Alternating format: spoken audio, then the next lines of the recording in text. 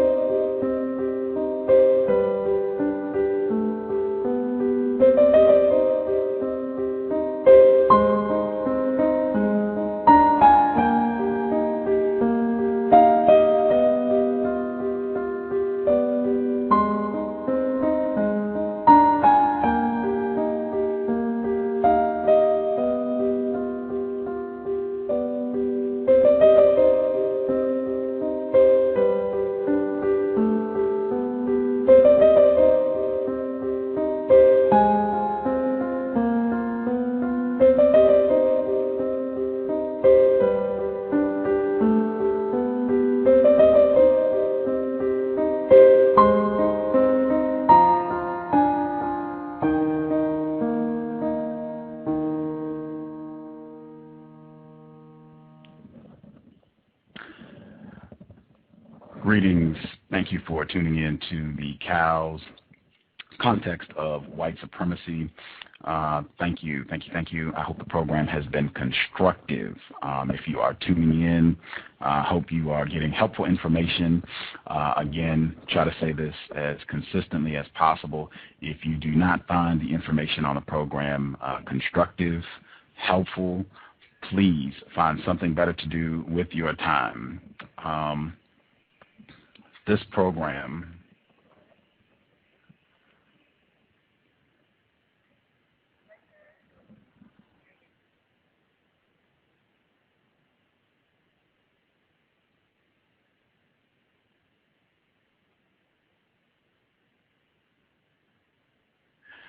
sorry about that. Brief technical difficulties. But again, if the information that you are getting on the program is not constructive, please invest your time and energy in something that would be more helpful, more informative. We do not want to waste time. We want to solve the problem of racism, white supremacy as soon as possible. I want to hop right into today's broadcast.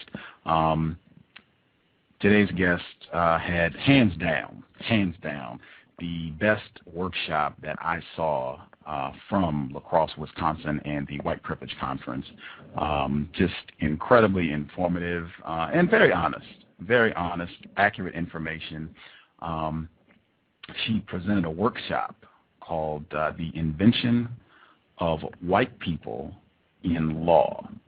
Fantastic. I almost missed it because I was talking to somebody else at the conference and they said it's probably going to be just like Ian Hane Lopez's White by Law, so it'll just be a lot of regurgitation. And I decided to go anyway because I've read the book and he's been on the program. Hopefully today's program and the program with Professor Lopez, they will go nicely together. I think this is going to be a very important program. I hope you listen closely and really pay attention to what's being presented. Our guest, she is a professor at St. Xavier University. She's a professor at St. Xavier University. And as I said, easily best workshop that I saw from the White Privilege Conference. Real treat to have her on the program. Our guest, Jacqueline Battalora. I'm going to make sure, because I have a couple people that called in, so I want to make sure I hit the correct line here. Let's see. Is this it? Professor Battalora, is that you? I'm here. Yes. Okay, got the right one. Hi, thank you so much for taking some of your time to speak with us. I know you have a very busy schedule. I'm delighted to be here. Thank you. Thank you. If you could just give kind of a brief summary of the work that you do and what you teach exactly. Sure. My area of study really is in critical race theory, and in particular I focus on constructions of whiteness in U.S. law. In terms of teaching, of course, I manage to sneak that in almost every class I teach, but the array of courses that I teach include social theory, crime theory, law, courts, and justice, race, class, gender in the law, feminist jurisprudence, and a bag of other courses of similar ilk.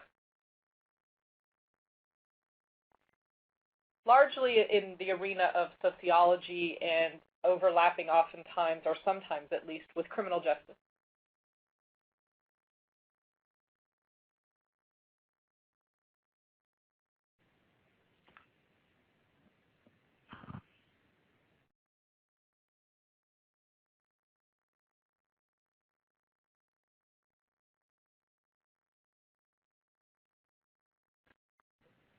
Okay. Wow. Okay. I want to hop right into the program because I feel like the information that I got from the workshop at the White Privilege Conference was fantastic. So I want to try and share as much of that with the listeners as possible. I warmed them up. I told them the same day that I went to the workshop, I broadcasted, I did a program, and told them how much I learned and how important I thought the information was. So I want to hop right to it. This program, the C.O.W.S, Context of White Supremacy, I have unfortunately concluded that we are in a global system of racism, white supremacy, and the definition that I use for both racism and white supremacy is as follows. A global system of people who classify themselves as white and are dedicated to abusing and or subjugating everyone in the known universe whom they classify as not white. Do you believe that such a system exists, and do you think that definition is accurate? I do. The only caveat I would want to add to that, or I guess it's only implied, but let me just shed one piece of contour to that. In my own experience of teaching, and that would be of teaching largely white students, I feel fairly confident in saying that the majority of the people that I teach, the majority of whom are white, when they discover that they're participating in these systems, more often than not, they are very disturbed. Now, how long that is sustained, I can't really say. But I think that your definition is correct. The only concern I have with it is that it suggests a consciousness, and I think, in fact, the work that I do in terms of my research, I think helps to establish how insidious white supremacy is, and that there's no need for it to be conscious anymore. It's so pervasive and so insidious and so much a part of everything that is normal, in quotes, in the United States, that it helps it not be a conscious effort. I agree 100%. We actually had Professor Dana R. Carney from the Columbia Business School. She was on the program last week, and I told her I was going to be referencing her work from this point forward because she has done many studies and concluded exactly what you just stated, that it does not have to be conscious, that white people that she has done research on, they practice racism and mistreat people because they are not white unconsciously. In fact, we agree that's the default setting in a system of white supremacy. The default setting is white supremacy, mistreat because not white. So, yeah, I totally agree. I don't think white people have to be conscious, although I think you can definitely be dedicated to an idea without being conscious. And I think that's demonstrated, unfortunately, with the system of white supremacy. You are a white person, correct? I am. Okay, outstanding. I would like to hop right to the theory so we can spend as much time as possible fleshing that out for folks listening in. Again, non-white folks listening in, please pay sharp attention. Excellent information. I was thoroughly impressed at the conference. Thoroughly impressed. So this should be a fantastic program. I guess I'll set it up the same way the workshop that I participated in, same way that workshop began. A black male asked, what does it mean to be white? And you began your presentation talking about how, I guess the standard line is that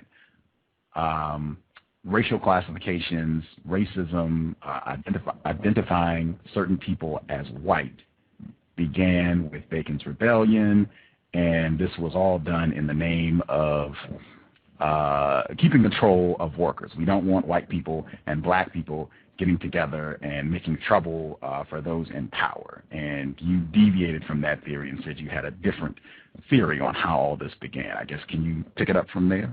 Absolutely. I'm happy to. Yes, what Bacon's Rebellion is held out among academics, and specifically Theodore Allen.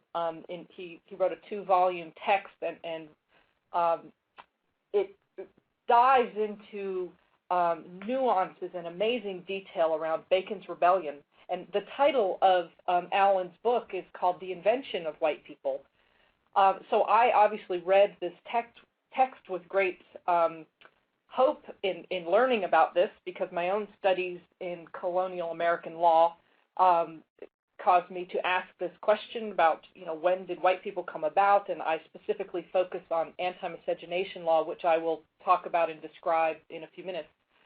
So I read Theodore Allen's book on the invention of white people that, again, focused around Bacon's Rebellion. And really what I found is that Allen's work shows us that it firmly establishes that after Bacon's Rebellion, there was a need to divide laborers, because in the rebellion, which occurred in the colony of Virginia and lasted more than a year, mind you, there was the laborers, the masses of laborers, united across today what we see as lines of race, and fought against the plantation elite.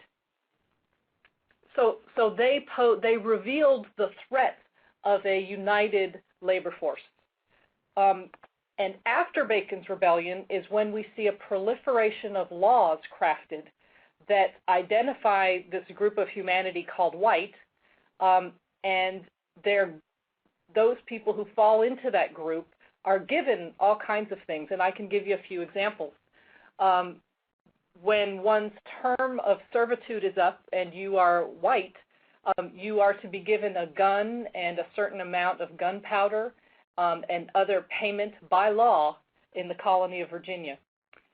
In contrast, one who is labeled of African descent or a person of a First Nation is prohibited by law from having a gun or gunpowder.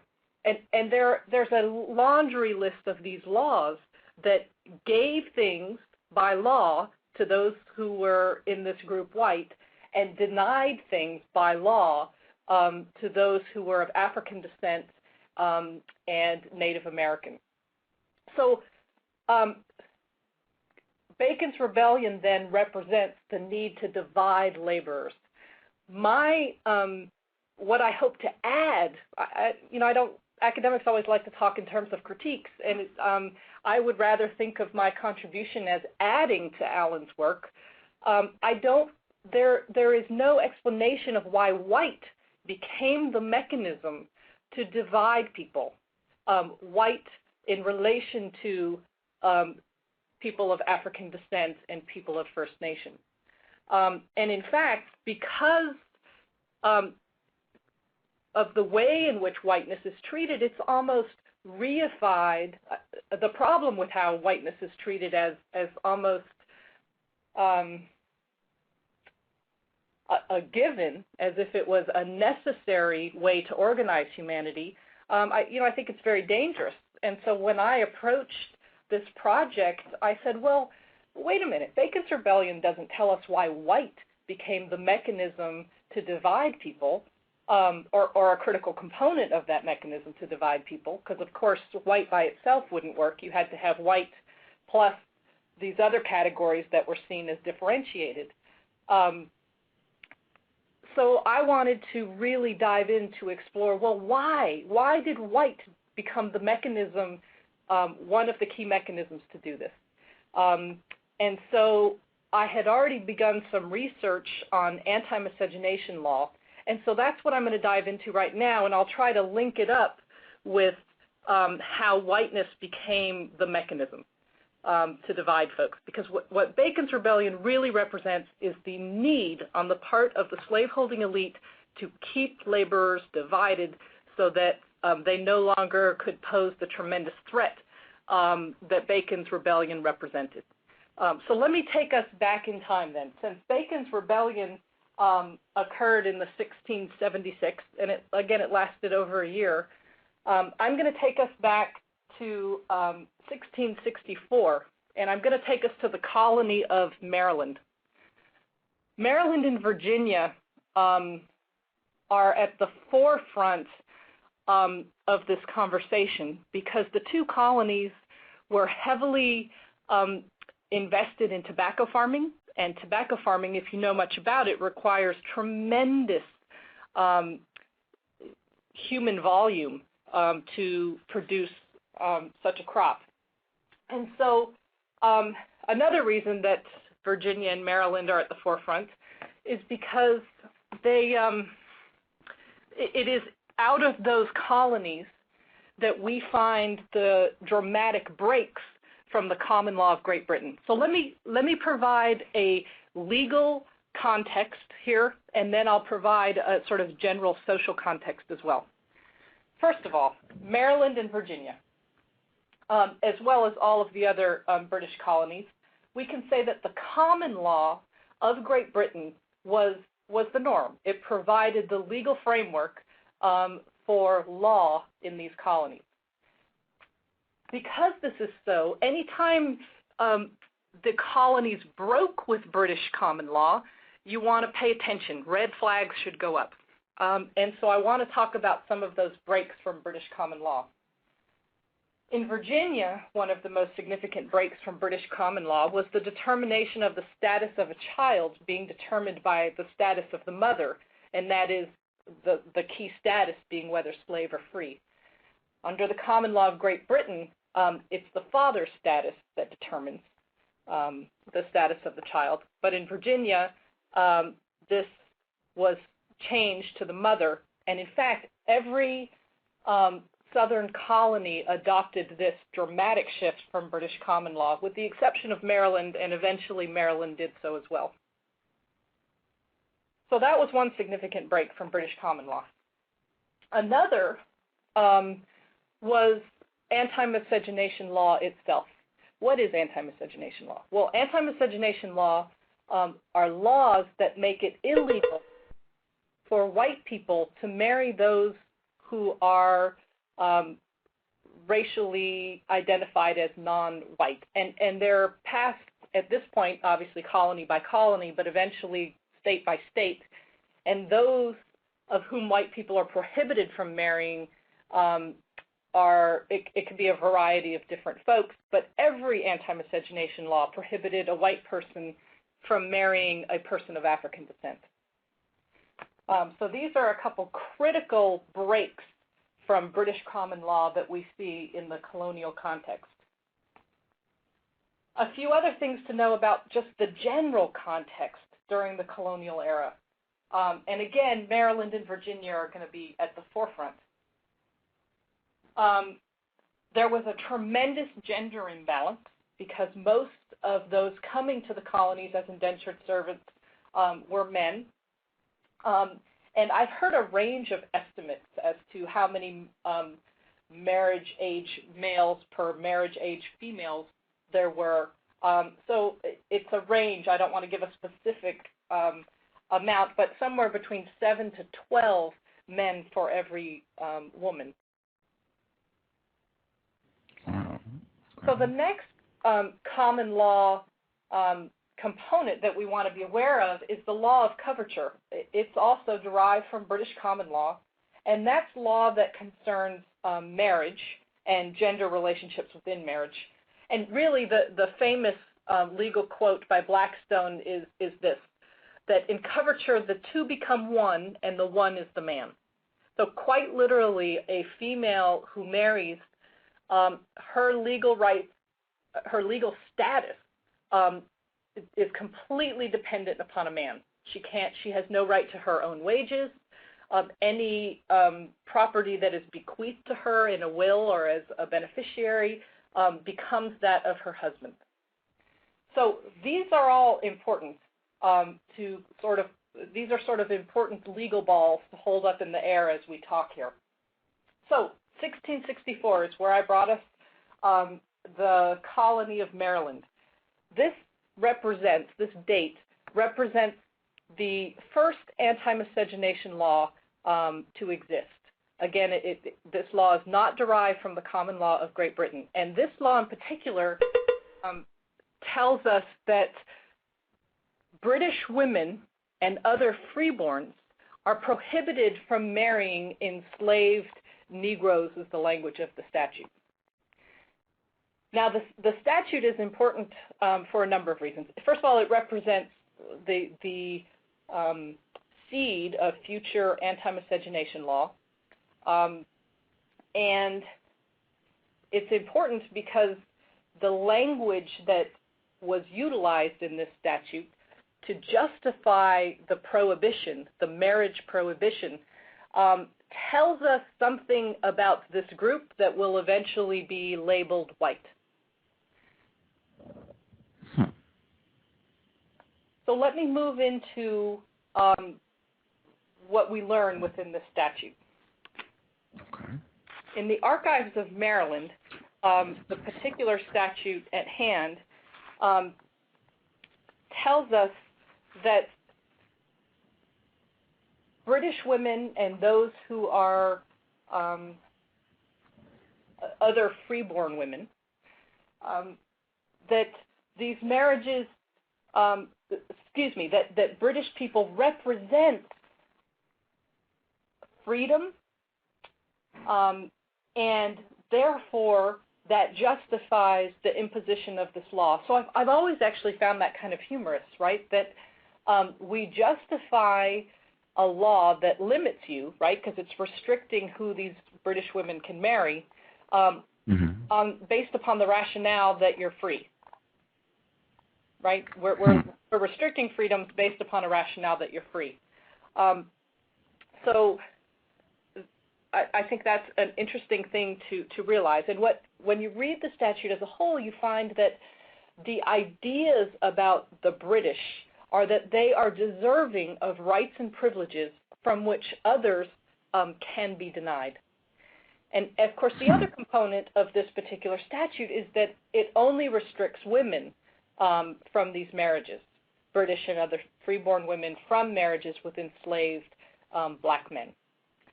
So to focus upon those who are the object of the law, of the controls, I should say, within the law.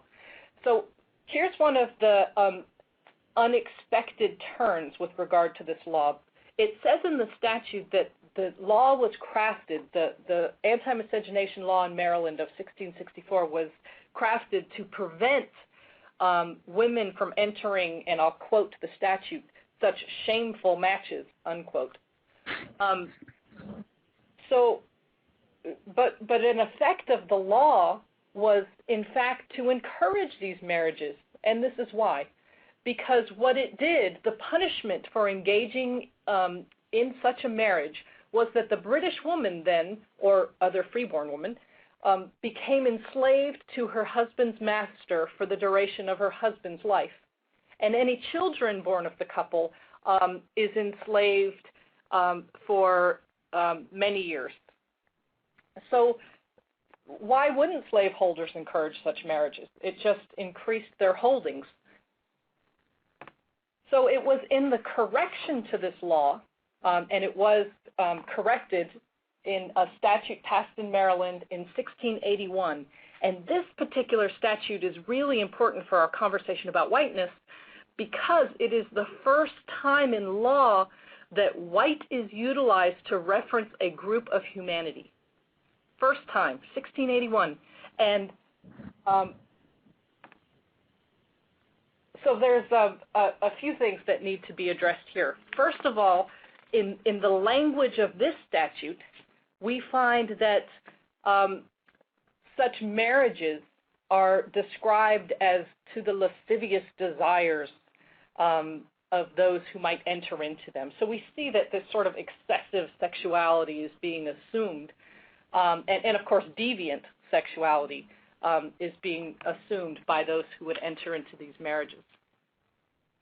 So in 1681, we have the first appearance of white to represent a group of humanity.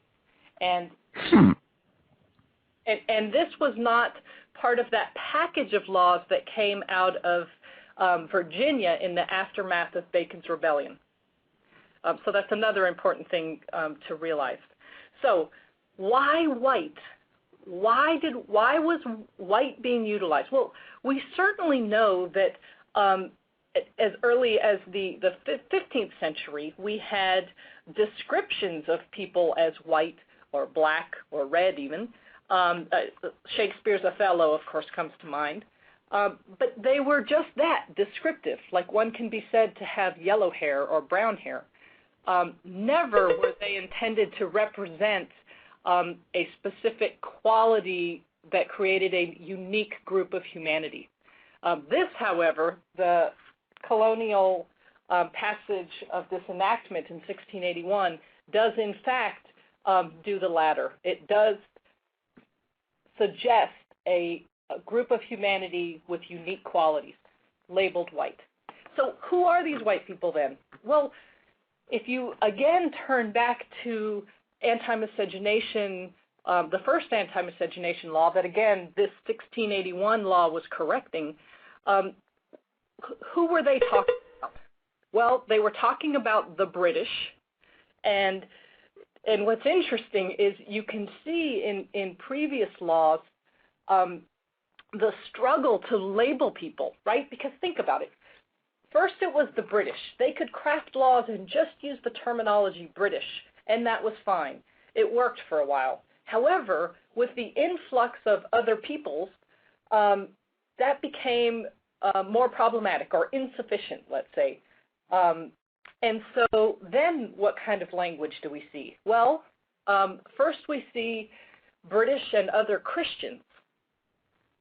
But that was unsatisfactory because those who were already identified as unlike the British, specifically those of First Nations and those of African descent, could convert.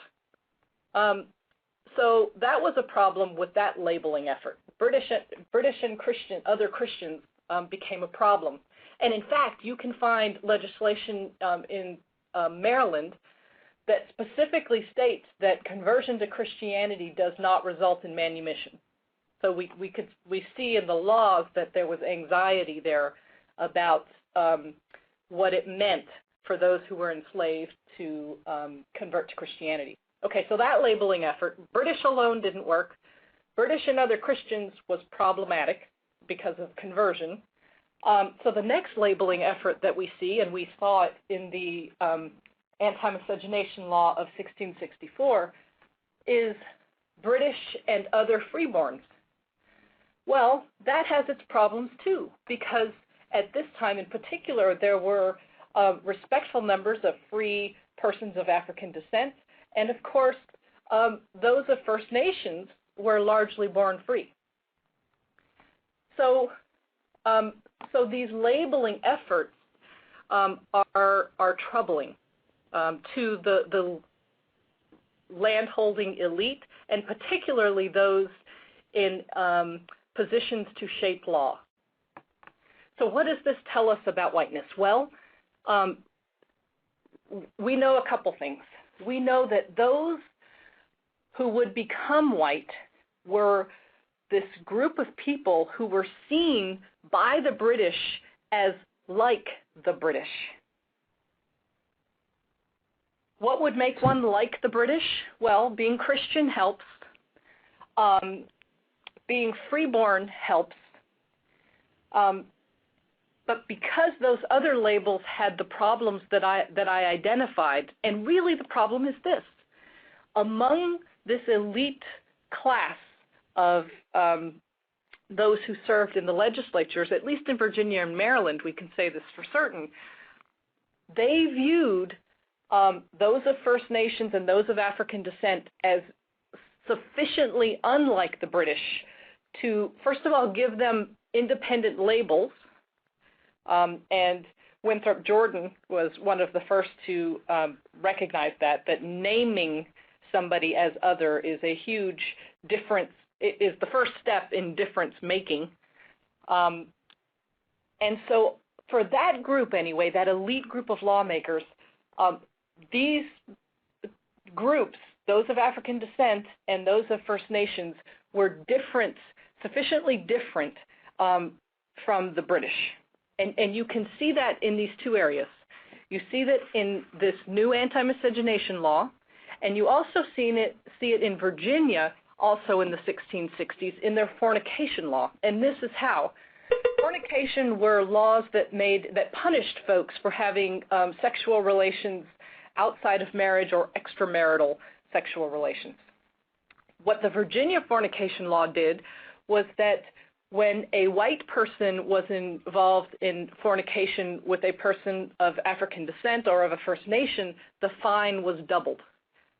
So we can see before Bacon's Rebellion that those of African descent and those of First Nations were viewed by this elite group as sufficiently un-British-like. Now, that's in contrast to the masses of laborers. In fact, that's one of the points that Theodore Allen and numerous other historians actually really raise, and they really contest that there were these ideas of human difference along the lines that we are all too familiar with today. And their evidence for this is that among the laborers, there was tremendous intermarriage. Obviously less so in Maryland because it was prohibited, but in Virginia in particular, there's lots of evidence of intermarriage. But what I think needs to get folded into that is that among that elite class, there is significant evidence that those of African descent and those of First Nations were being seen as other than the British. So these people who became white, and again, don't forget, white people really were invented or created. I kind of like the word created because it implies all of the Christian symbolism that I think is, sadly appropriate in this context. It captures all of that. Pardon me. Can you? Have a sip of no water. problem. No problem. Take your time. Again, our guest, Jacqueline Battalora, St. Xavier University. I guess can you make sure you share that why you felt the Christian symbolism is appropriate for this topic? Sadly, you said. Well, sure. Sadly, well, because again, one of my areas of expertise is studying anti-miscegenation law, and when you read the law's anti-miscegenation cases, especially those that arose after the Civil War, when the legality of these laws was challenged in light of the civil rights legislation, you see courts utilizing notions of Christian ideas to justify it. For instance, here's one of them. If God did not intend different colored people to be divided, then why were they put on different continents? But for the intervention of mankind, we would not be together. Therefore, God intended us to be separate. Then there's this story of Ham and Abel that gets deployed in some of this legal justification for dividing people, for upholding these marriage prohibitions against white people, really. Because don't forget, not a single anti-miscegenation law prevented people understood as racially different from marrying each other unless one of the parties was white. For instance, a person of Japanese descent could marry a Native American. Even though both were understood to be racially distinct, not a single anti-miscegenation law prohibited such a marriage. So those who claim that anti-miscegenation law prohibited interracial marriage, that's factually incorrect. Anti-miscegenation law prohibited marriages between white people and certain other groups understood as not white. Very important detail. I hope people caught that. I want to make sure I summarize before you give us your theory on why these particular features, these phenotypical features were selected as this is what we're going to loosely be talking about when we classify individuals as white. But I just want to make sure that I understood what you said correctly, and the listeners as well, that in your studies, you first see the term white used in law, 1681, and it is in association with anti-miscegenation laws restricting sexual intercourse between white people, primarily white females, and non-white people. And you see these ideas in other fornication laws. The fine is doubled if you're having fornication. This is in Virginia. If a white person is having sexual intercourse with a non-white person, that you really, I guess in essence, you see the establishment of white in law in miscegenation laws. Is that correct? That's correct. Let me just make one brief correction. Anti-miscegenation law, fornication law was separate usually from anti-miscegenation law, and anti-miscegenation law prohibited marriage. Okay. No so marriage. That's Gotcha. the key there. And I mean, what I think is important to realize is that there was, on the part of the British and other European elites who wielded the most power in these colonies, there was a struggle to find a label to capture who this privileged group was going to be. And the labels that came before white, I think, help us understand why white became the label chosen. It doesn't give us the full answer, but it helps show us that whatever label we were going to use, it couldn't have this conversion problem, right, that Christianity posed. It couldn't include, by virtue of being born free, those who we already have clearly established are not like the British. So those two things that the previous labeling efforts helped establish, those were unacceptable. So what that helps to show is that those experiences, those labeling efforts that were insufficient, helped to narrow the field of possibilities for labeling this group that was seen as like the British. And so it makes sense then, or more sense, again, it's not a definitive, here's how white. White was not the necessary choice. It could have been 1,000 other things that were deployed to label this group. But because of the previous labeling efforts and their deficiencies that I've identified, it narrowed the field, and it makes it a little more reasonable that an element of phenotype would become something that was seen as very useful. Because obviously it's not readily changed and from the outset it already excludes the vast majority of those who were already identified, at least by this elite group, less so for the laboring classes, but for this elite group, excluded those of First Nations and of African descent because they viewed those groups as sufficiently unlike the British.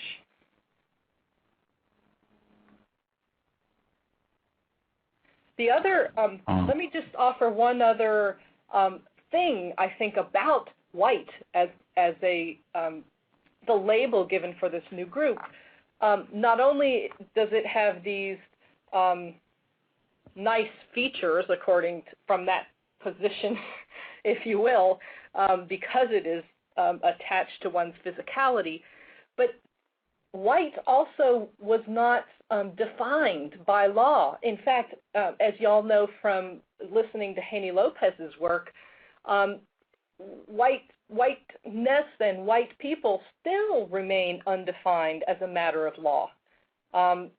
So the advantage that gave was that it was then, because white was not defined, it had incredible flexibility, and those with the power to define who was white or not white rested firmly in the judiciary.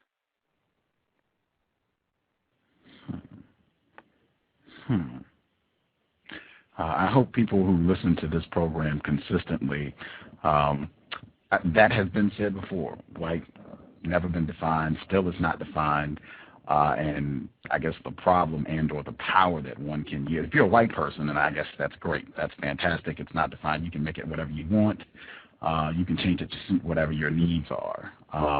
But I hope people really pay attention to that and what a gigantic problem that is, that it is not defined if you are not a white person. That is Do right. you think... Oh, go ahead. I'm sorry. Excuse me, Gus, you go ahead. I'm sorry. Well, I was going to ask a question, so if you had something that's relative to that, please go ahead. Well, I just simply wanted to state that I don't think white people can just come in and define white, because to say that would be to erase the white supremacy that is built into this very invention of white people. Because again, let's go back and look at, we've already looked at the labeling efforts and saw that those who fall into this group white were those seen as like the British, or at least sufficiently like the British. And that folded in Christianity, it folded in freeborn. So that's an important thing to remember. But what else did those first statutes tell us about this group? Well, they told us that they viewed themselves as deserving of privileges from which others can be denied, i.e., they viewed themselves as superior to these other groups. So an essential component of the creation of white people is the idea that they are superior. And so Can you say that again, please? Absolutely. Thank you. When you look at this struggle on the part of the legislative elite in the colonies to name this group of people, we see that those who fall into the group white are those who are considered sufficiently like the British. And that, of course, folds in Christianity and folds in being freeborn. But what we also learned from that is that, remember that statute, what did it tell us? Well, it told us that the British, and therefore now white people, are deserving of rights and privileges from which those seen as sufficiently unlike the British can properly be denied. Therefore, whiteness is completely, from its origin, tied up with a notion of supremacy. Because that is true, and because, as we'll talk about, and you have talked about, I'm sure, at great length in this program, the embeddedness of white supremacy within laws and social practices and imagery and symbolism throughout this country's history, white people really don't have that freedom to define themselves. I would argue, because to say that we could just freely, we white people that is, could just, because it's not legally defined what white equals, while that is true, and I think historically it's given tremendous, it's revealed the ability of people to exert incredible oppressive power over others,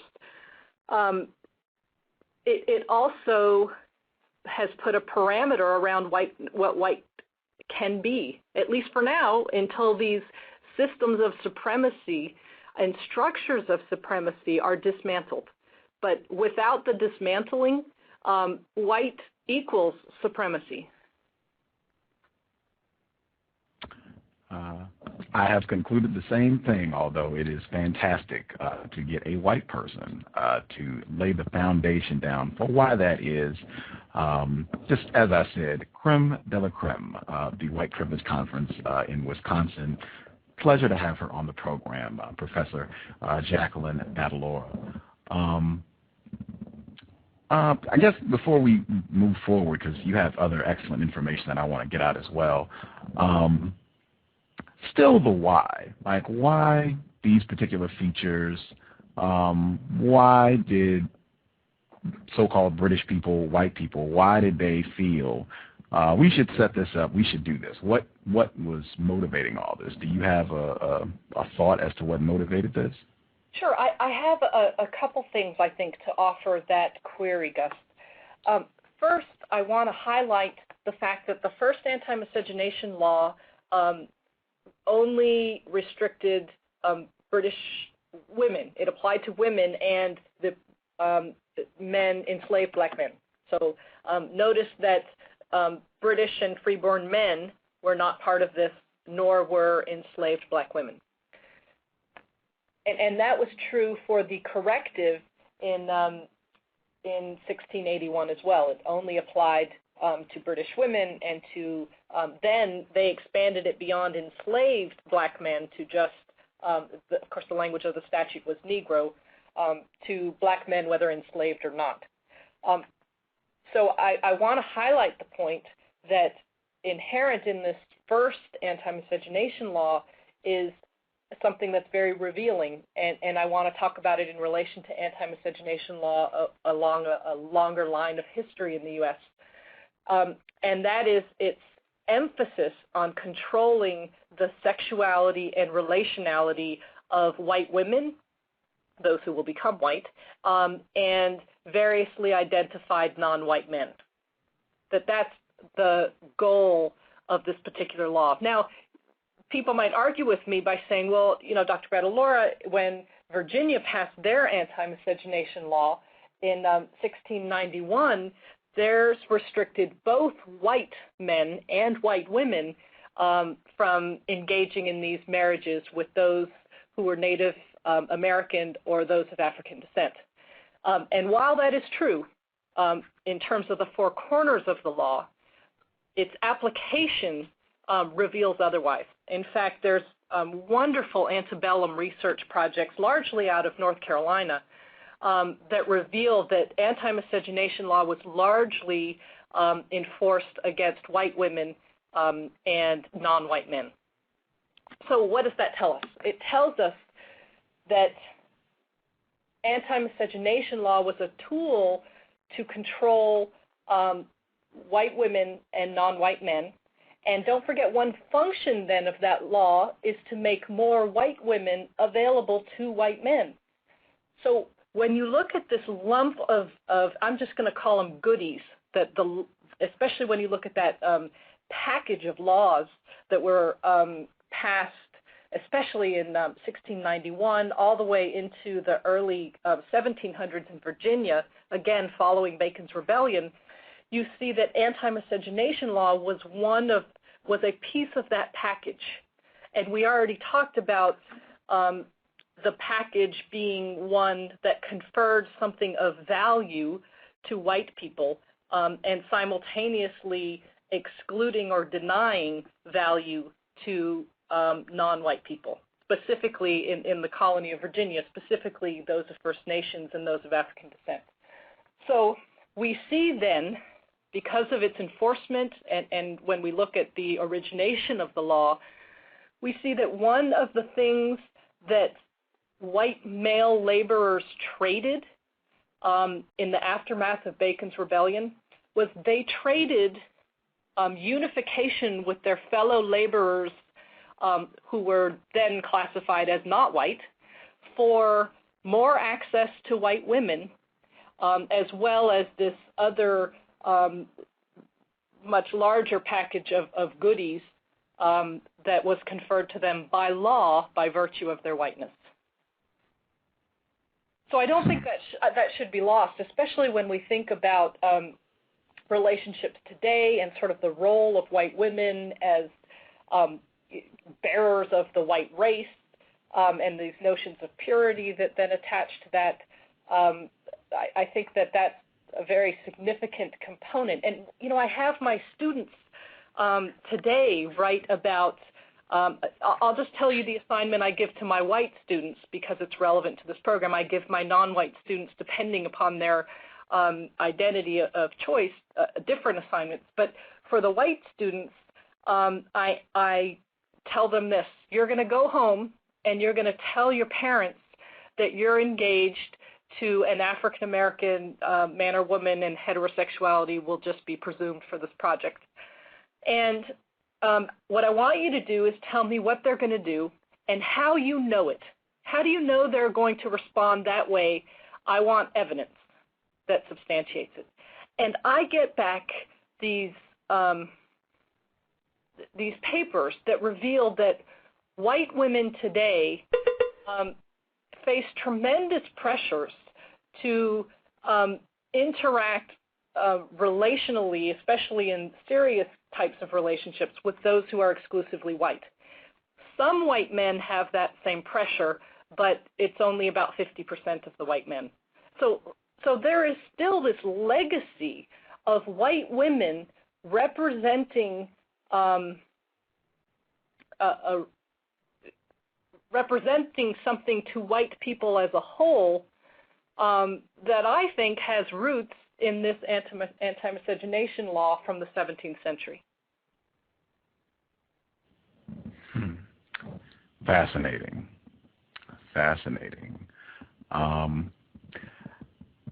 Hearing all of this, and when I was participating in your workshop,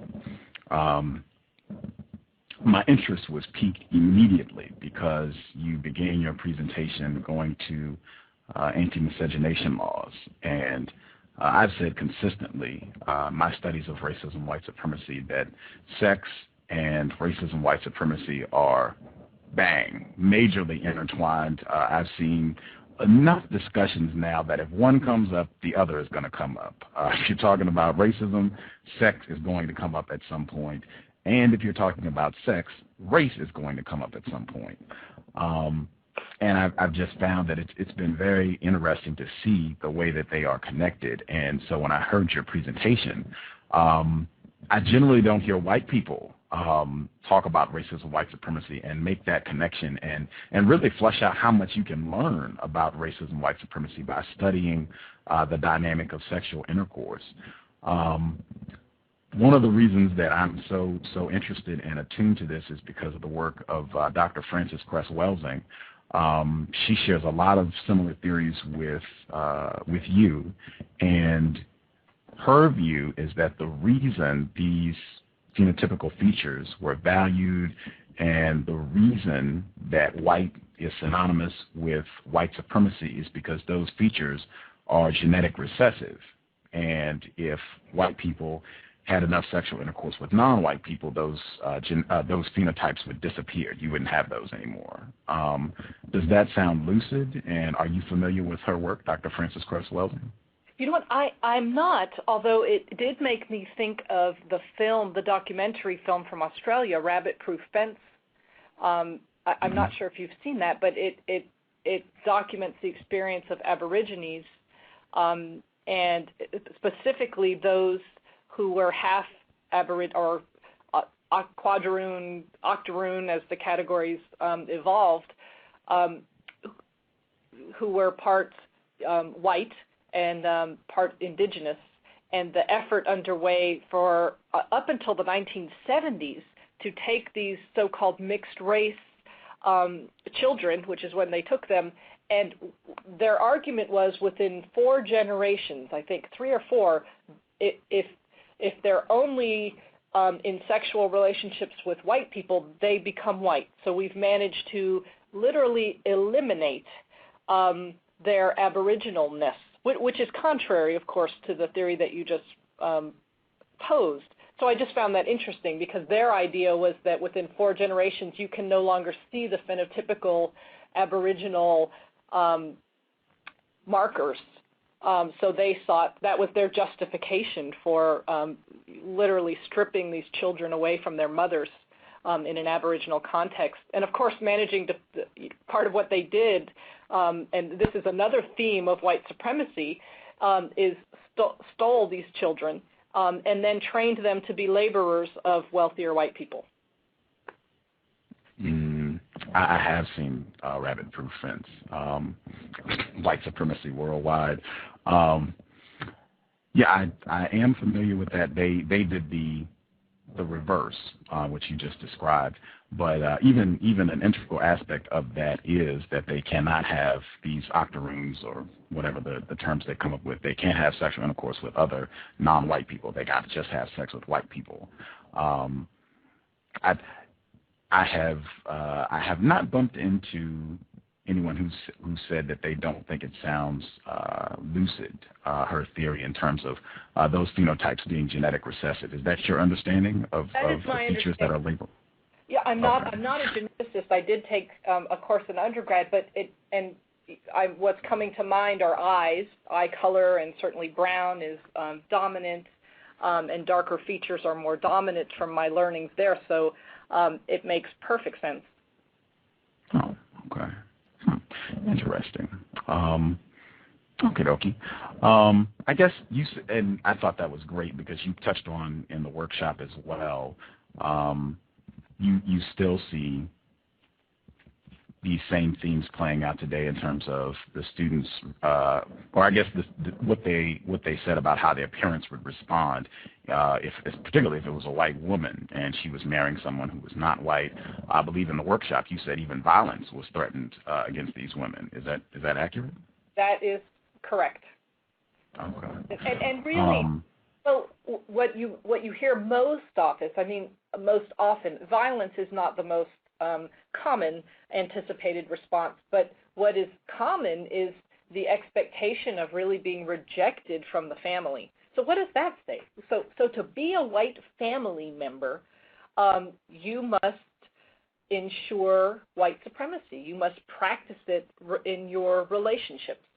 Well, that's a pretty dismal outlook in terms of improving race relations, right? Because what has the argument been to keep the people of this country so racially divided, right? One of the biggest fears on the part of so many white people is the realization that once we diverse peoples are together, we actually fall in love. That we realize how false these barriers are that are called race.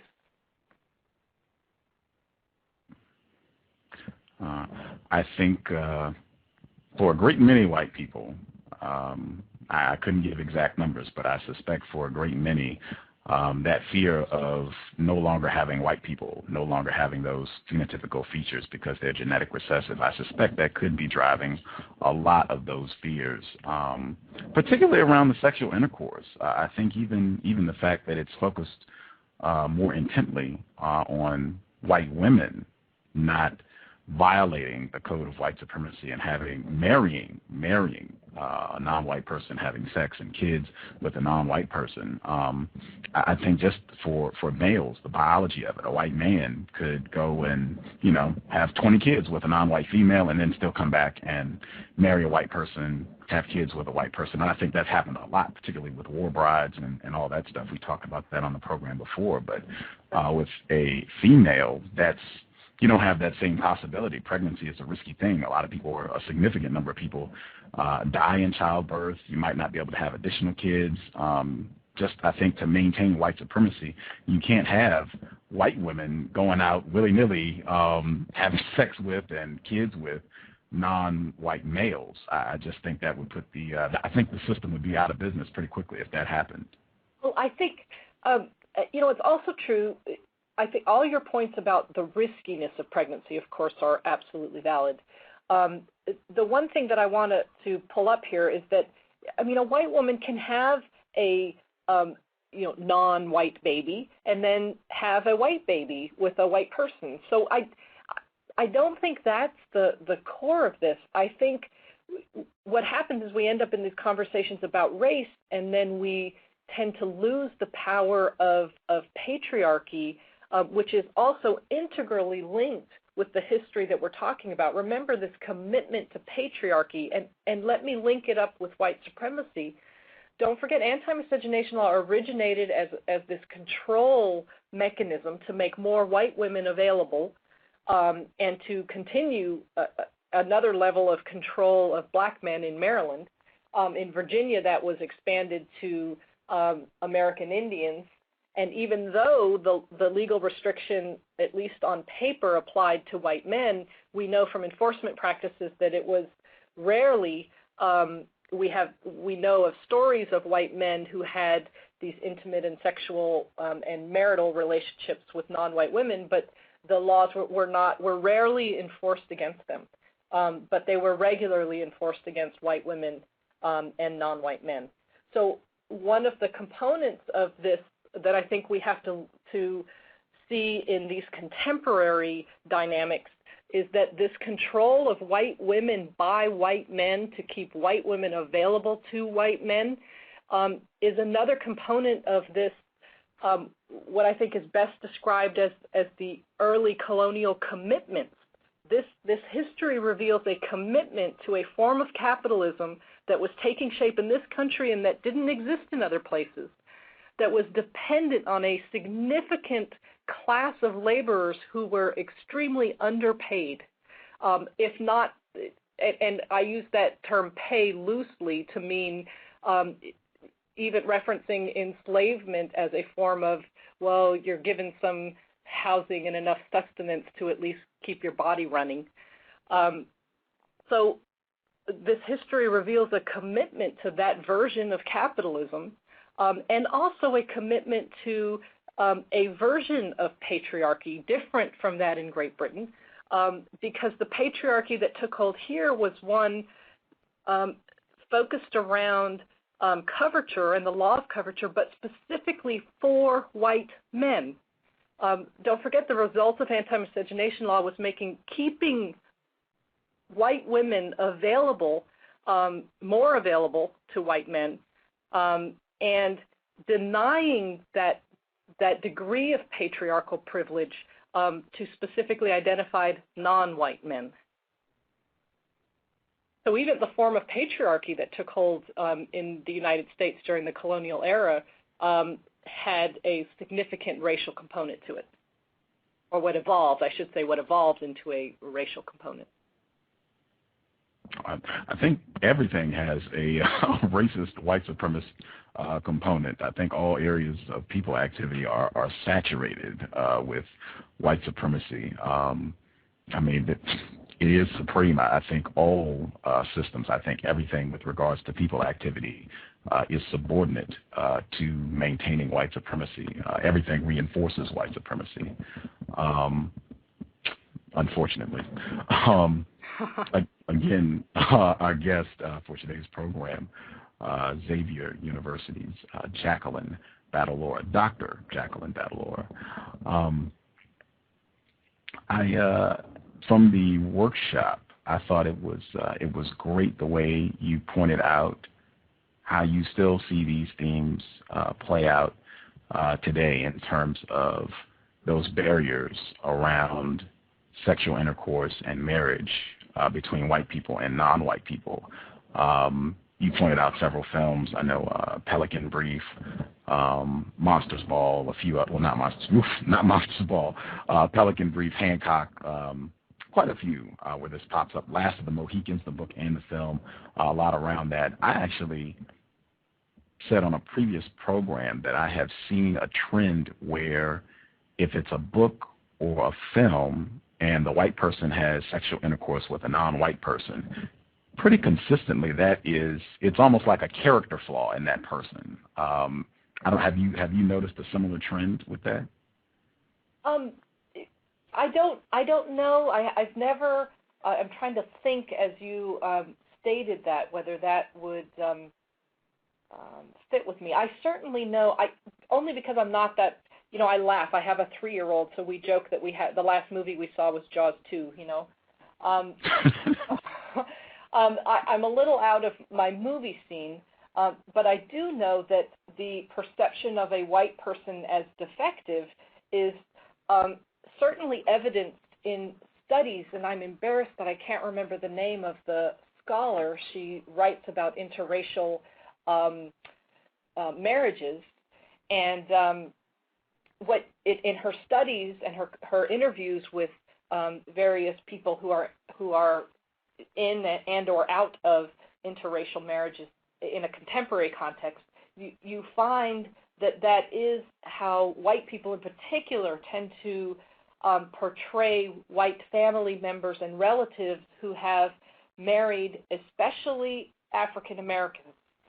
Really, the history of the United States, from my perception, reveals that those of African descent and those of First Nations are consistently placed at the bottom of the barrel in this country's history. And that doesn't deny the terrible treatment, internments, among many other things, of other groups that are defined as not white, because there are plenty of them and there are plenty of examples of degradation. But no groups have the consistency and the depth of oppression throughout this country's history as that of Native peoples and those of African descent.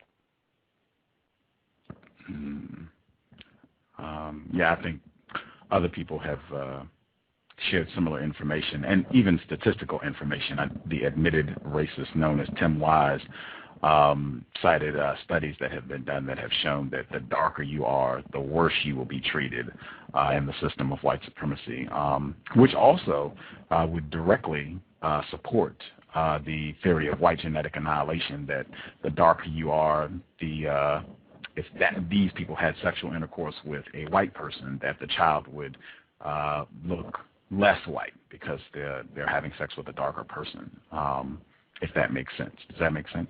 It does. It does. Okay. I wanted also you to share, because I thought it was great. Unfortunately, it was great. And I thought it was very ironic, because the point that you raised in your workshop amidst all this was the tendency in the system of white supremacy. There's a tendency to celebrate racist acts, and you brought up the Texas Rangers, and when you explained it, I thought Washington Redskins. I mean, there are tons of examples of this, and I thought it was ironic because of where the conference was being held. But could you kind of talk about that and why you think things like this happen, the Texas Rangers and such? Well, sure. If you don't mind, can I let me dive into a little bit of the Treaty of Guadalupe Hidalgo in the 1840s, because I think that gives a historical context for this conversation about the Rangers.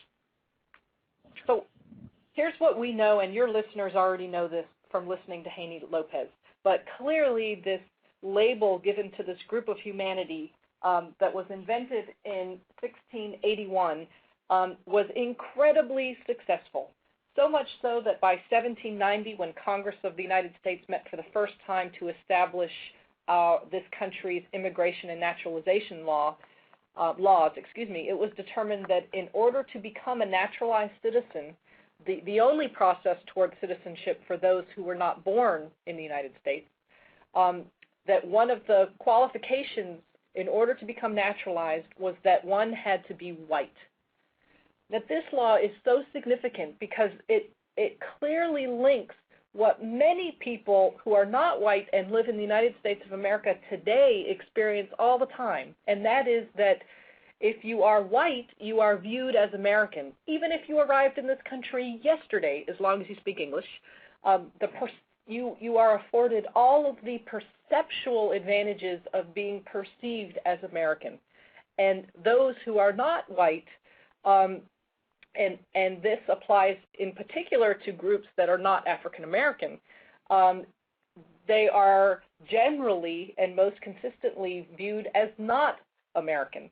And this original, this law of immigration and naturalization passed in 1790 helps to historically ground that experience that people have today, and that is the link between whiteness and Americanness. So 1790, one has to be white in order to become a citizen of the United States. This remains valid law until 1952. Anti-miscegenation law, let's also fold it in here, first created in 1664, valid law until 1967, when it was found unconstitutional in the case Loving versus Virginia. So move into the 1840s. The Mexican-American War was underway from 1846 to 1848, and it is, well, so-called resolved in the Treaty of Guadalupe Hidalgo. Now, the land that the United States, many say, stole, purchased from Mexico in this treaty was over half of Mexico and reflects states from California into New Mexico and up to Colorado, a huge mass of land. So here's the situation. Those people who yesterday, prior to the signing of the treaty, were Mexican people living in Mexico, found themselves living now in the United States. I mean, it had to be just an extraordinary experience at the time. Here are some important things about the Treaty of Guadalupe Hidalgo for our purposes of discussing white supremacy and specifically thinking about anti-miscegenation law and its role in it. The leadership of Mexico negotiated that marriages that were already made among these people, this huge mass of a population that yesterday were living in Mexico and today living in the United States, that those marriages had to be honored in the United States. And this created some very curious legal decisions because the state of Colorado, one half of it was the United States prior to the treaty, and the state almost doubled in size after the signing of the treaty. So in one half of the state, marriages between somebody who was considered white with somebody not white were legal, and in the other half illegal because the state had by virtue of international law or a treaty, and those in the other half of the state were illegal by virtue of the state's anti-miscegenation law. Wow. Yeah, so a really extraordinary situation there. So what occurred in the years following the Treaty of Guadalupe, especially with regard to this population of Mexicans? Well, here's what we know. We know that by the time of the Treaty of Guadalupe Hidalgo, over 60% of the Mexican households in that land, that yesterday was Mexico and today is the United States, that they owned land, over 60%. Within a decade, that percentage is less than half. It falls down to 29%. So what happened in 10 years? Well, what we have been shown historically is that there were significant lynchings and killings of persons of Mexican descent. Because don't forget, part of the ideology working in favor of whites is that they were seen as having really a God-given right to expand across this land called the United States, and that those who were already there were really largely seen as in their way because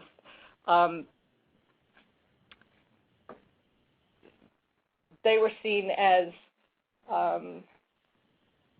not white. Well, they were for sure seen as not white, but the white people were viewed as having very much a God-given. They held this ideological directive that they were needed to go expand literally the white man's horizons on these lands. And so we know that many Mexicans were lynched during this period up through the 1930s. And to get to the point that you raised, Gus, we know that the Texas Rangers played a role in these killings. And can you imagine any team, professional baseball, football, soccer, and any other athletic team, being named after a group that participated in the murder of white people. I mean, it's unfathomable. It would never happen. For the people listening in, I guess to give you an example, that would be like instead of the Washington Wizards, you have Nat Turner's Brigade. Yes. If you could imagine that, being an NBA basketball team, Nat Turner's Brigade. Now, just think about that. Do you think that's an accurate comparison, Dr. Battalora? I think that works. It raises the point of what is significant here, and that is that white lives are valued, and they have been consistently throughout this country's history. And those lives that are seen as not white are not. And again, we could turn to contemporary stats on prison populations and folks on death row. And really the legacies of this original history are so very much with us.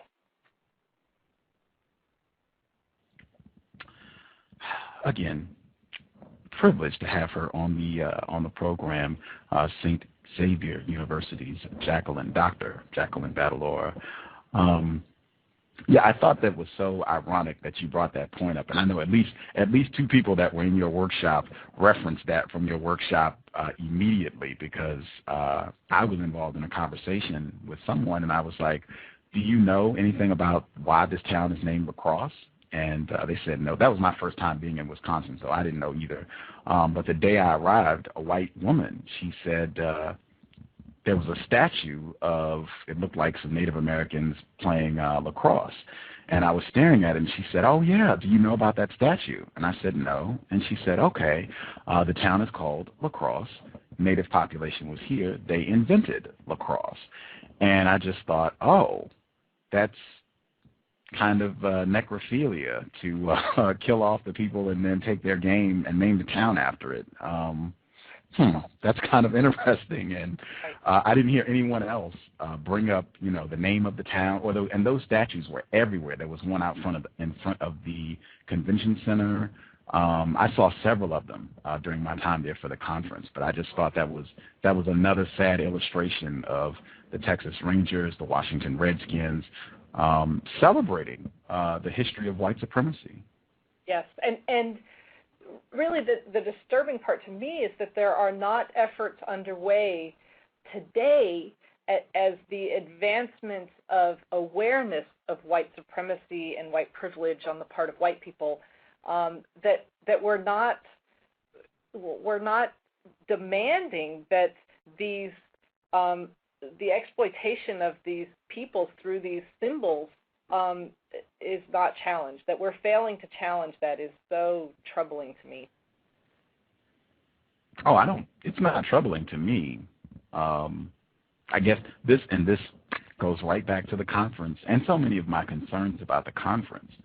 Given what you said, and that's why I said to start all of this, what does it mean to be white? It means to believe in the idea of white supremacy and to practice that idea in your thought, speech, and action. Would you say that's accurate? Absolutely. Absolutely. If that's true, and I have concluded that, it is, unfortunately, I don't believe white people are going to stop doing that. I mean, it is a tremendous advantage to be a white person on this planet in a system of white supremacy. You are rewarded for practicing racism, white supremacy. It would be, I would have to say, it would almost be crazy for white people to give this up. I actually argue, Gus, that white supremacy is required, and it's not only required of white people, it's required of everybody. That's how disturbing it is. It to make a jump much in the way that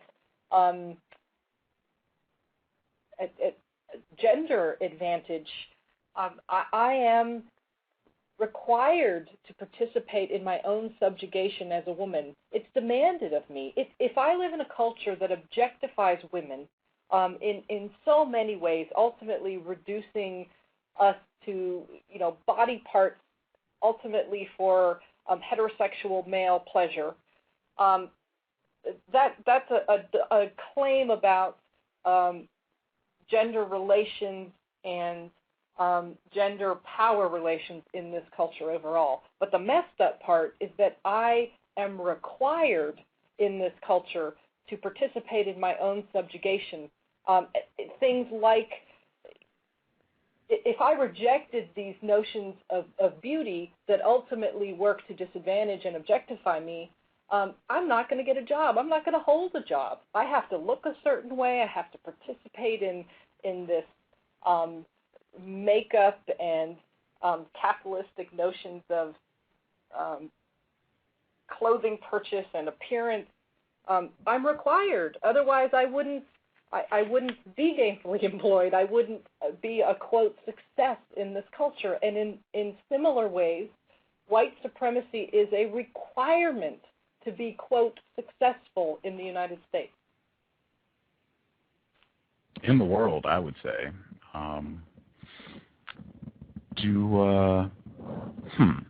Okay. For the non-white person who's listening, because I've concluded that non-white people are very confused about racism, white supremacy. For the non-white person who's listening who says, wait a minute, Dr. Battalora, I do not support white supremacy. What you just said is not true. I don't think President Obama does not support white supremacy. I don't think what you just said is true. What would you say to that? Well, here's what I would turn to. I would look at, I'm going to forget his name. Right before Brown versus Board of Education, the gentleman who went into Mississippi and did studies of African-American youth and utilized dolls. Stanley Clark? Kenneth Clark, I'm sorry. Yes, Kenneth Clark. And I mean, it just gets to how insidious white supremacy is, that it's those of your listeners who are non-white who are saying, it's basically saying I can be protected from the systems of white supremacy getting into my subconscious. I just think it's not possible. All of us are bombarded with images of white supremacy every day, all the time. And so I think to pretend that we are not absorbing that is just simply untenable and unrealistic. The result of absorbing that, of course, is very different depending upon whether you're white or not white. But to think that we are not absorbing that, I just don't think that's possible.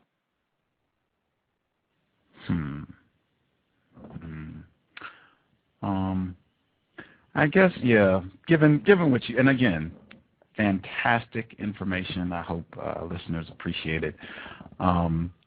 Given what you've said, and Ian Honey Lopez, when he was on the program, we talked about white by law. We came to a lot of similar conclusions. I feel that was not represented at the White Privilege Conference. Even the name of the conference, I think, is not adequate to accurately convey what you just shared about what it means to be white in a system of white supremacy and the all-encompassing nature of it. I feel like I did not hear anyone voice, hey, white people are not going to discontinue the system of white supremacy, and to be white means to be a racist. I really didn't hear anyone expressing that and just talking about the ramifications of that. And I spoke with Dr. Moore. I want to make sure I get that out. I talked to Dr. Moore. We had a long chat last week, and he's coming on the program next week. So this is not, just talking bad about anybody or what have you. I've shared all these concerns. As Dr. Battalora suggested, she said he should get feedback. I wanted to get your view on that, because I know we talked, and I shared with Dr. Moore, as you suggested that I should, that you said you felt a lot of what Dr. Moore did not want, the kumbaya vibe. What did you see that made you say that? Well, oh boy. Let me just go back to the name. Let me start there. Here's what I think.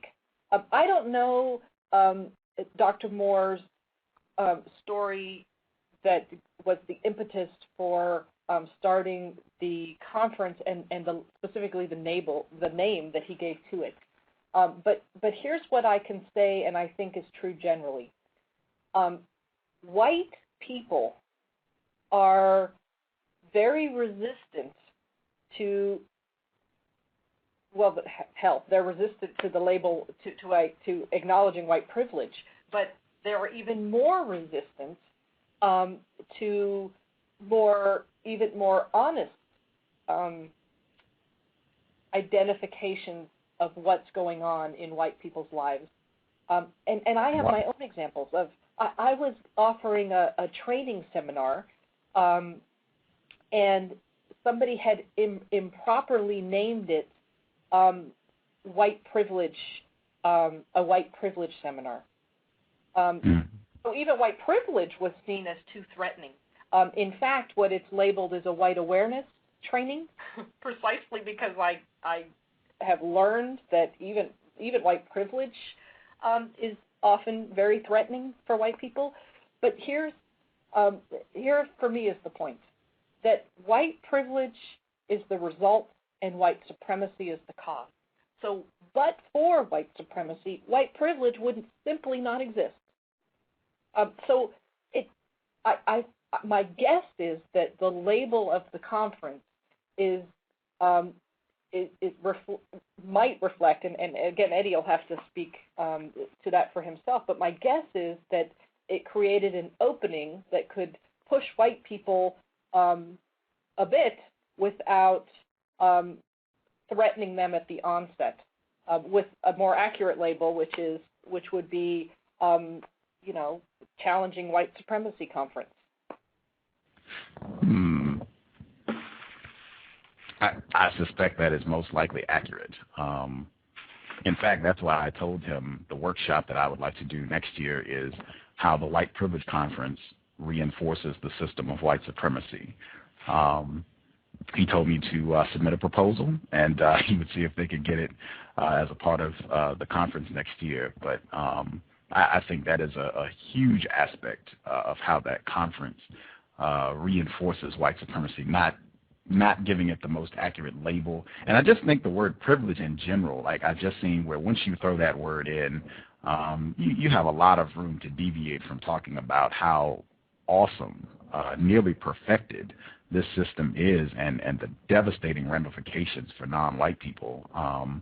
And I witnessed that over and over at the conference. And again, I spoke with Dr. Moore about this. This is not, anything behind his back or anything. And he'll be on the program next week.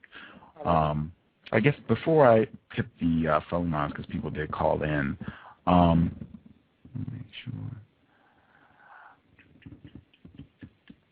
Okay. Given, I said I've concluded white people are not going to stop practicing white supremacy.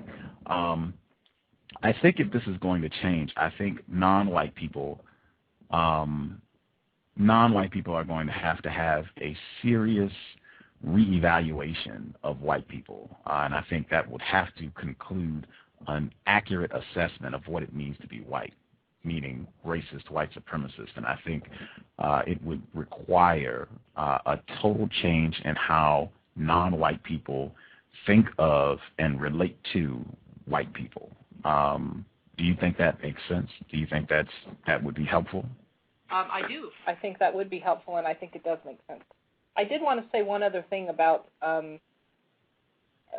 identifying the conference by white supremacy, if I may.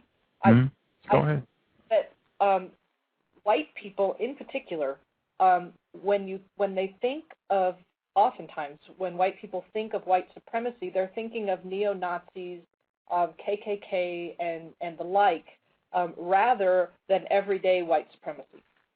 So my guess is that also played a role in the name of the conference.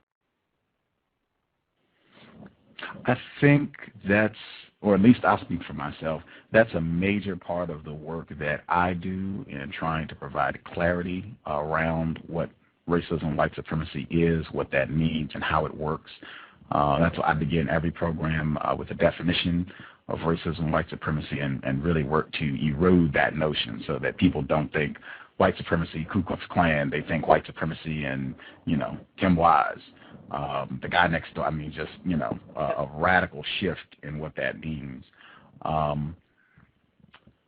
Given that, at the conference, and I'm bringing this up because I got feedback on this from Dr. Moore, which I found fascinating. At the conference, I spoke with you after the workshop. Tremendous. We had quite a long dialogue, and you requested a hug. And I said, well, didn't you just say you're a racist? And you said, yeah. And shook hands, no problem. Dr. Moore found me like 30 minutes later, and he said, did a white person ask you for a hug and you refused? And I was just like, what? Somebody ratted on me. Did you tell Dr. Moore that I wouldn't give you a hug? No, absolutely not. I actually felt I felt a bit ashamed of myself for having asked after I just finished critiquing all of the kumbaya stuff. I ended up just turning around and participating in it by making the request. So, no, I absolutely didn't say anything to anyone and just reflected on my own role in lending toward the kumbaya nonsense that is not helpful. Wow. Someone ratted on me, and I think that right there is racism, white supremacy at the white privilege conference. The fact that it was, and get this, after all we've talked about with anti-miscegenation, that a black male refused to hug a white person, that was grounds to go and tell the director of the conference. That is fascinating. Well, that it was perceived as something wrong is what's troubling to me. Wow. If anything, the goal of the conference, it would seem to me, would be to make that sort of rejection understandable, completely understandable.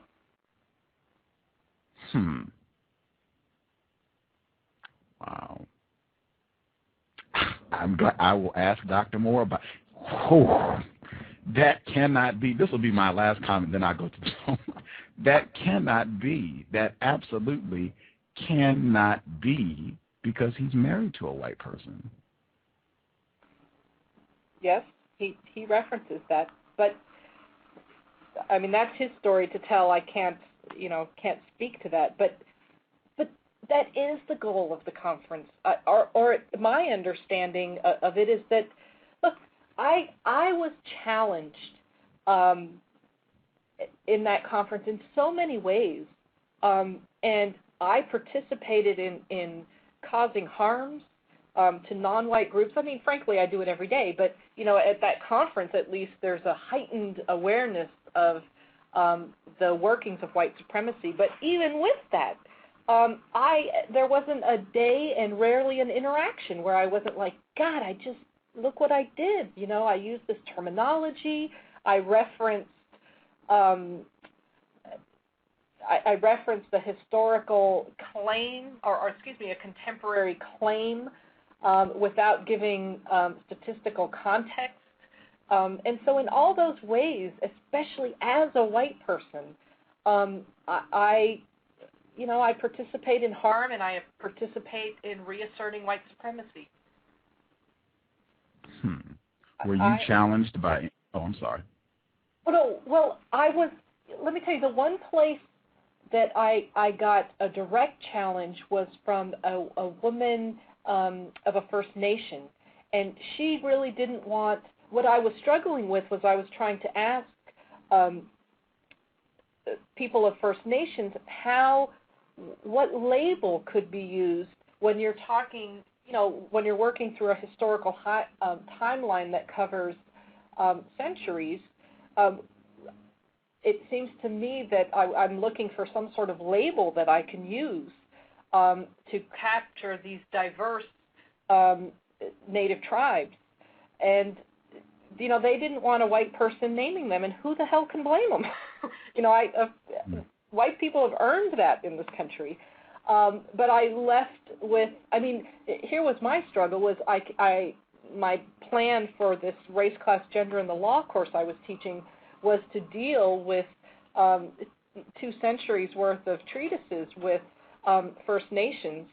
And, I really struggled with, well, am I going to give this lecture even though I struggle with this language, and I'm labeling people who have basically told me, stop labeling me, and yet I don't have terminology to really allow me to conduct this this lecture. And I gave the lecture. I began it by telling my students my struggle and the critiques of a white person coming up with labels for these people, and I proceeded with the lecture. But I really, I got called out on a whole bunch of things, and it was, for me, it's not.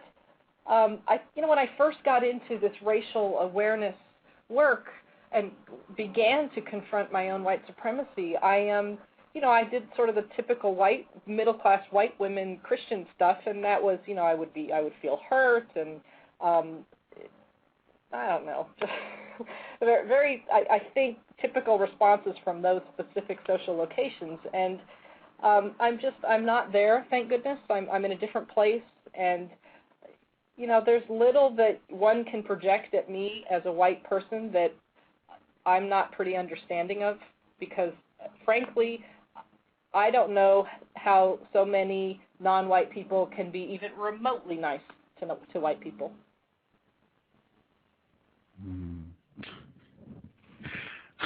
I saw a ton of non-white people being very nice to white people at the conference. Not that I advocate being discourteous with white people, but a complete overhaul in our thought and perception of white people that is translated into a new way of thinking, speaking, and behaving with relation to white people.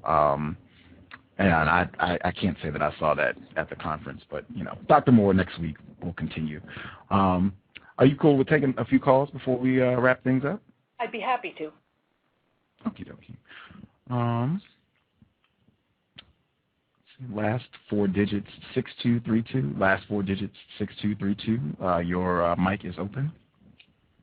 Hi, Professor Battalora. Yes, I'm here. Hi, I have a couple of questions for you. I'll try to make it brief. I was wondering your opinion as a white person, let's say from the outside looking in. If you were to see a situation where a black female was married to a white male, but basically spent a lot of time berating her own people, particularly black males, the black community, anything connected with black people, how likely do you think it would be that her white husband, who's married to a black female like that, would be a racist white supremacist? And in situations where you find a lot of those types of black women married to white men, do you think that the white men who marry those type of black women really love black women, black people, or just particularly black women who are trying to negate their blackness? I mean, sometimes you see a white male with a black female, and I know a lot of black women will think, oh, white men really love us. They really do. But when you look at the type of black women some of them are married to who seem to hate being black, it just makes me wonder, do they really love black people, or is it, it's a little confusing to me. I just wanted to know your perspective if you saw a situation like that. Boy, well, you know what, maybe this gets to maybe the best way to respond to your comments and question is to get back to that, my claim anyway, for what it's worth to folks to consider, that we are actually, white supremacy is a requirement for success in U.S. culture. So let me link that to this situation that you have posed of a black woman who degrades black people generally and who is married to a white male. I think that blackness is degraded unquestionably by white people, but also by non-white people. And we do it in all sorts of subtle ways. You look at standards of beauty, beauty practices where the, silky white-like hair is what's to be achieved. Look at these practices. They are, it seems to me, some of the evidence of white supremacy that is absorbed and absorbed how? Absorbed in self-hatred, absorbed in animosity and dislike and disapproval of a community of people. It manifests in so many ways, and it's so difficult to speak to people as types of black women or types of white men. I mean, certainly if I knew of a black woman who spoke freely of black people in derogatory ways and was married to a white man, I would suspect that particular white man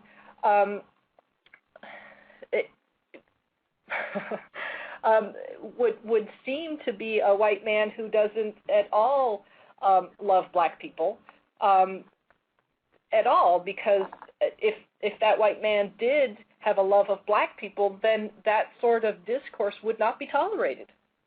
It simply wouldn't. I don't know if you have any follow-up questions. Did I address your concerns?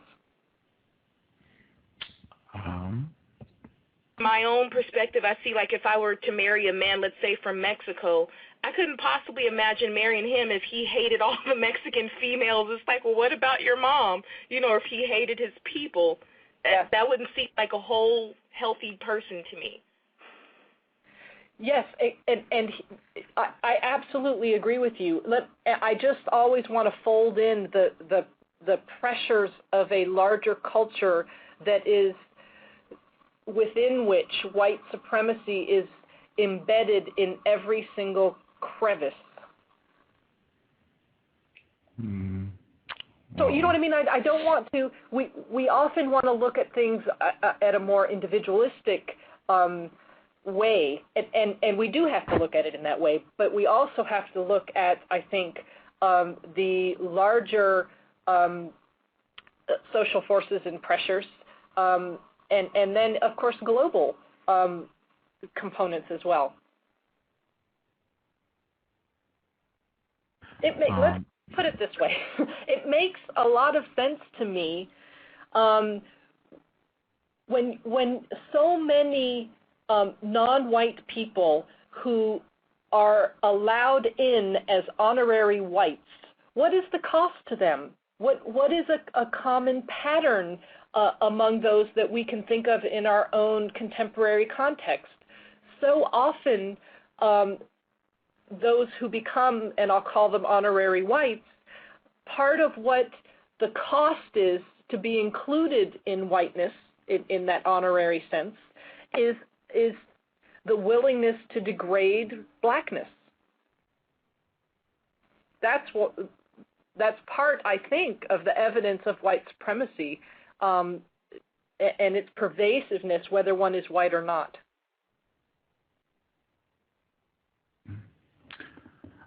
I think some people have got on the white team by doing that, mistreating black people, other non-white people. I know Matthew Fry Jacobson, he talks about that a lot in Whiteness of a Different Color. He was on the program. I agree with that. I'm just throwing my 2 cents in. I agree wholeheartedly. Let me add to your 2 cents. What I'm trying to offer is that becoming a contingent white, that is a mechanism. That being degrading black people is a mechanism that can allow one to become an honorary white. There are other ways to become an honorary white. You make a boatload of money, and we can think of other people who have become honorary whites through other mechanisms. But one mechanism that is significant is, and it's supported historically, especially when you look at David Roediger's historical work of immigrants who today would be called white, but when they first came to this country, they were certainly not seen as white. But part of how they won their whiteness was to degrade black people, to make themselves other from black people. And so the terrible part is that black people get to become honorary whites through that same mechanism. Degradation of your own people. Including yourself. Exactly. Excellent. Call 6232. Someone called in. Your number is showing as 111. If you have a question for Dr. Battalora, you are on. Can I be heard? Hello? Yes, sir. We can hear you. Yes, sir. Thanks for taking my call, Gus. I'm calling in for a question for your guest. It seems like I actually heard everything you said. Basically, white people receive privilege because of white supremacy. Now, when you go about asking white people to recognize they receive a privilege, as a white person, you're right? I am. You're a white woman? Okay. That's correct. As a white person, why would white people stop receiving a privilege to help non-white people with no benefit for them? Why would they ever want to do that? Let me tell you why. Because there is a harm that comes with white supremacy, and this is what I'm trying to get to in my current work. I'm desperately trying to finish a book, and the latter part of this book shows that, I mean, look, we don't have to go into the details of all of the goodies that white people get as a result of the embeddedness of white supremacy in our culture, in our laws, in every system that exists in this country. But here's what I think lots of us have forgotten in that conversation, and that is that white supremacy harms. And if you want to see the evidence of that, what I think can most powerfully capture it is to look at the photos of lynchings, photos that were actually sold as postcards, as souvenirs of the mutilation of human beings by white people. Many of these postcards, these souvenirs, reveal white people, little children, white people smiling. It was a social event. It was nothing. In fact, a number of them, it's pretty obvious that it was a Sunday afternoon. People are in their Sunday clothes. So I don't know about you, but oftentimes when, for instance, when I've taught about the Holocaust, we often talk about, what happened to those German soldiers, to those folks who were in the SS. What happened to their humanity? How could they treat another human being like that?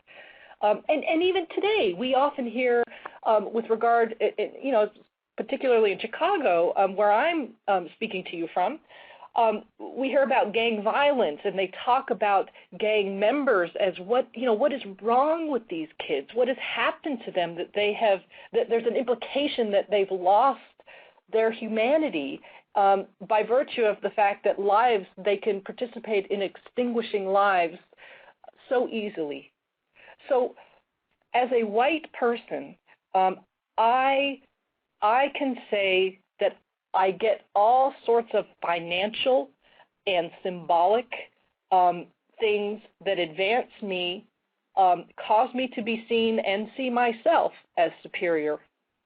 And I also know and am becoming more and more aware of the fact that supremacy has squished my full humanity. I am not fully human, and I would argue that no white person is fully human because of white supremacy. Because white supremacy teaches me from the minute I am born and start to absorb these ideas that certain groups of humanity are less than. That to see people that way, it seems to me, is a degradation of one's humanity. And so in that way, that's one of the incentives, I think, for white people. But, in a capitalist economy, is that enough to get people on board to start challenging it? Only the future will tell. But I don't think we should lose that which is a harm of white supremacy for white people. Of course, it's a bigger harm for non-white people who have hung from trees, but it is also a harm to white people. Let's see. Person, last four digits, 5128. If you have a question for Dr. Battalora, your mic is open. Yes, hi. Question. Earlier in the show, you mentioned the European elite, I guess as referring to the British or, I guess, the powers that be at that period of time. In your opinion or in your studies, does this elite still exist? Yes, it does. Whether we can draw a direct line back to the group that I was originally referring to, and really the most proper identification of that group would have been the plantation elite, because remember, I was specifically drawing upon historical and legal information specifically from Maryland and Virginia, because they were at the forefront of crafting these laws that were an abrupt break from British common law. And revealed the opportunities that this new land, at least new for the British, posed to them in terms of power grabbing and money making opportunities. So, of course, there's a link. Is it a direct line, even from family heritage? I can't answer that for sure, but the link is in the systems that this plantation elite put in place. And what are those systems? I referenced them originally. They are systems of patriarchy that is specifically white, systems of capitalism that again was unique. Even though there are other capitalist systems, the one that took hold and continues to have its grip in this country is one that depends upon masses of significantly underpaid laborers. And so when we look at who the capitalists are today, it's the same kind of system. And there have been studies, and I can't cite the facts, I apologize, I've just heard about them, studies of the tremendous links among those who have been the president of this country throughout its history and the familial links. I suspect if we did a study of the capitalist elite in the United States, that we would in fact draw tangential, if not more direct links to some of those original plantation elite. Let's see. Someone else called in at 111. If you have a question for Dr. Battalora, your mic is open. Hello, Dr. Battalora. Hello. Could you talk a little bit more about British, when you're talking about the Bacon Rebellion and part of that being more access to white women, could you talk about the British and how were they able to get married? I mean, what were the laws? Did the women hold the wealth? And could you speak on, did the British see themselves as God's people? Did they put themselves in that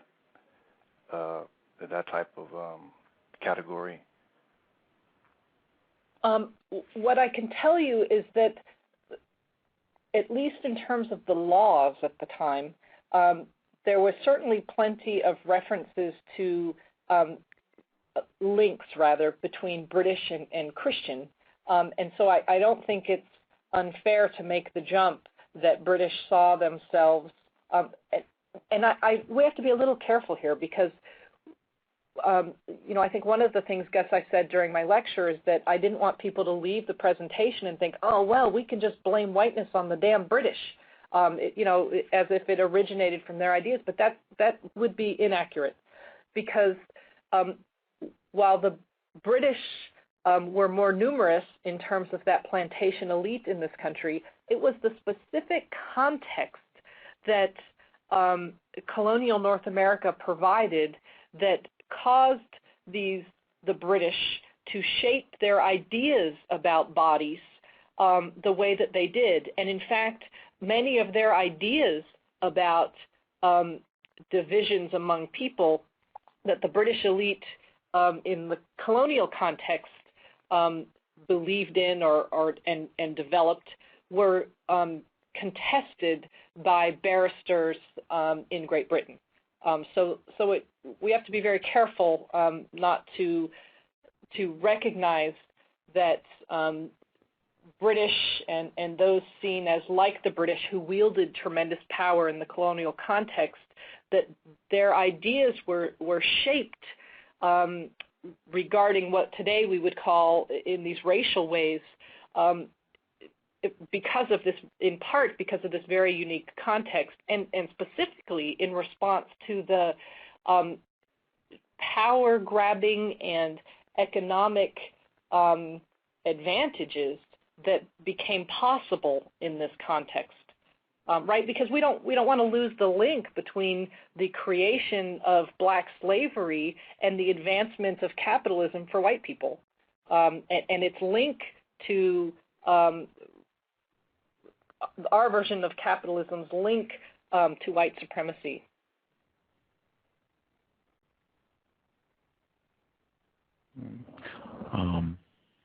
Well, I will see. We have about 5 minutes.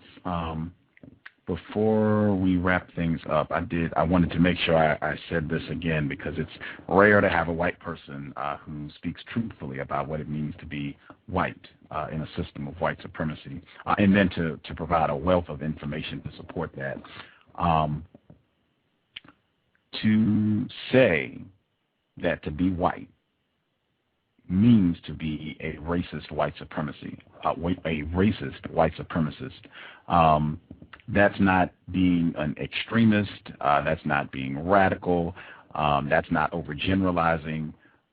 Would it be correct to say that to anyone to say that being white means you are a racist white supremacist that is accurately articulating what it means to be white in a system of white supremacy?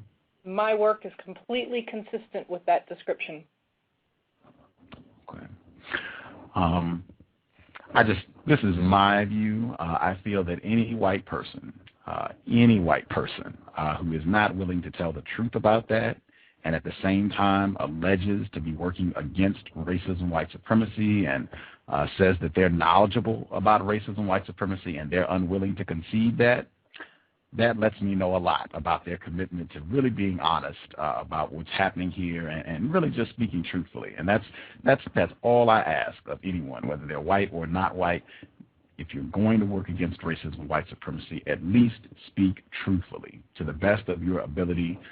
We all make errors. I make a ton of them, but to the best of your ability, work to speak accurately about this problem. And I think that's a big part of it, a huge part of it. I'll be much more confident in voicing that on the program, that to be white means racist white supremacist. I'll point folks to this program to get the evidence on that. I guess, I'll pitch it to you. Do you have anything you would like to sign off with? If it's research you'd like to point people to, your book, you can let us know when that'll be coming out so we can look for it. Anything you would like to share before we wrap things up, Dr. Battalora? Well, I'd love to share nothing more than telling you when my book's coming out, but I'm afraid I don't know that yet. I have to finish.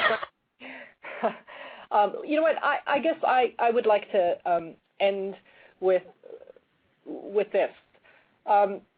There is so much ignorance with regard to U.S. history and the embeddedness, and it's actually its foundation and its foundational documents being built upon white supremacy. There is such ignorance about it, and particularly on the part of white people.